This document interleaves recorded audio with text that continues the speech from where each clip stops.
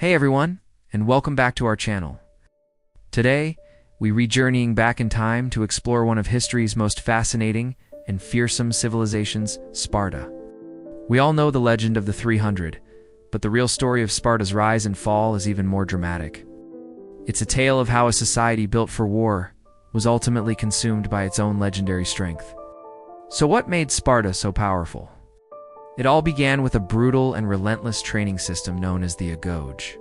From the age of 7, Spartan boys were taken from their families and plunged into a world of hardship and military discipline. The goal was simple: to forge the most disciplined, loyal, and formidable soldiers the world had ever seen. They were taught to endure pain, hunger, and cold, all while instilling an unwavering loyalty to the state above all, else above family, above self. This system produced a military machine unlike any other. The peak of this military prowess was immortalized at the Battle of Thermopylae in 480 BC, you know the story. King Leonidas and his 300 Spartans holding off a massive Persian army. While technically a military defeat, their sacrifice became a legendary symbol of courage and a rallying cry for all of Greece. It cemented Sparta's reputation as the ultimate warrior state. Their discipline and tactical genius were undeniable. The Spartan phalanx, a tight formation of hoplite soldiers with their shields interlocked, was nearly unbreakable on the battlefield. This military superiority wasn't just for show, it was the very foundation of their society. For decades, this formula worked. Sparta's influence grew, and they became the undisputed leaders of the Peloponnesian League, an alliance of Greek city-states. Their primary rival was Athens, a democracy known for its culture, philosophy, and powerful navy. The clash between these two titans was inevitable, leading to the devastating Peloponnesian War, which lasted for nearly 30 years. It was a brutal conflict that pitted Spartan land power against Athenian sea power. In the end, Sparta emerged victorious. In 404 BC, Athens surrendered, and Sparta stood as the supreme power in all of Greece. They had achieved hegemony. It seemed like Sparta was on top of the world. They had defeated their greatest rival and now controlled a vast empire. But this is where the cracks began to show. The very things that made Sparta strong were now becoming its greatest weaknesses. The first major problem was manpower. Spartan system was incredibly exclusive. Only men who completed the agoj and were born to two Spartan parents could be considered full citizens or Spartiates. This created an elite warrior class, but it was a tiny minority ruling over a massive population of non-citizens and enslaved people, the Helots. Constant warfare, from the Persian Wars to the Peloponnesian War and the subsequent campaigns to maintain their empire, took a heavy toll on this already small citizen body. Every Spartan life lost was a blow they could barely afford. Unlike Athens, which could draw citizens and sailors from all walks of life, Sparta's recruitment pool was dangerously shallow. They were winning battles but losing the war of attrition against their own demographics. Governing a large, sprawling empire required administrators, diplomats, and a flexible mindset, none of which the rigid Spartan system was designed to produce.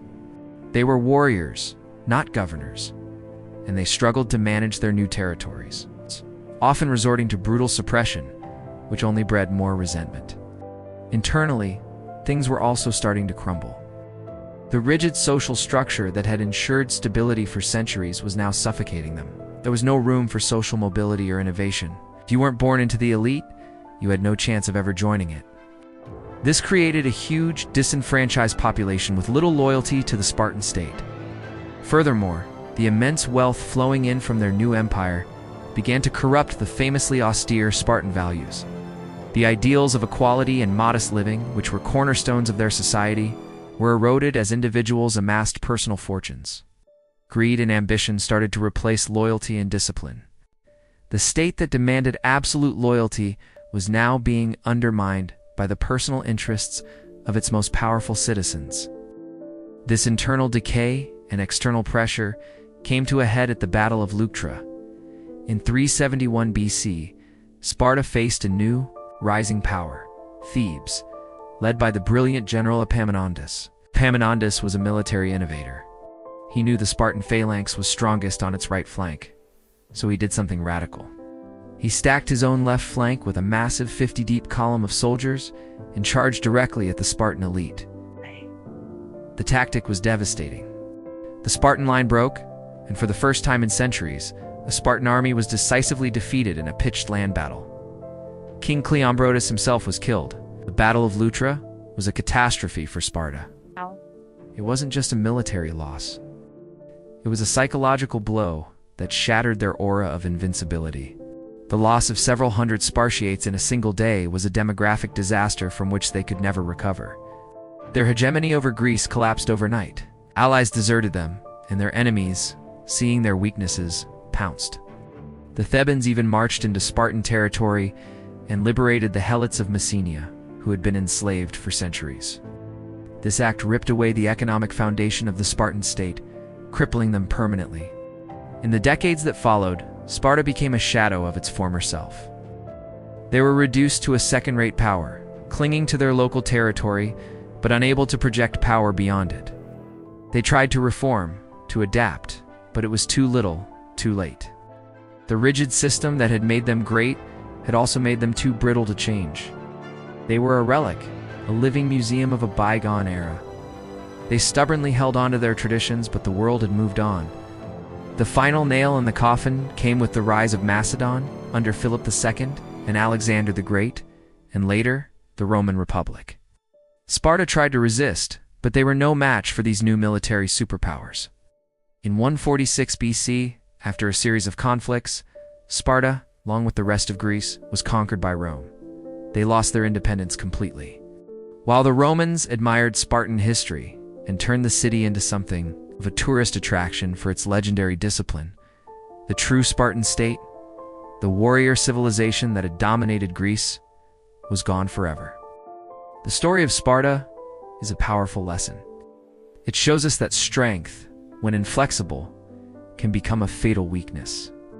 Their inability to adapt, their restrictive social structure, and the demographic crisis born from their own exclusivity led to their downfall. They built a perfect society for a single-purpose war, but when the world changed, they couldn't.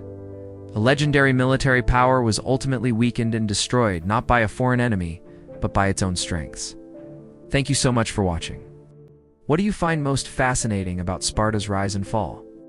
Let me know in the comments below. And if you enjoyed this journey into the past, don't forget to like, subscribe, and hit that notification bell for more deep dives into history.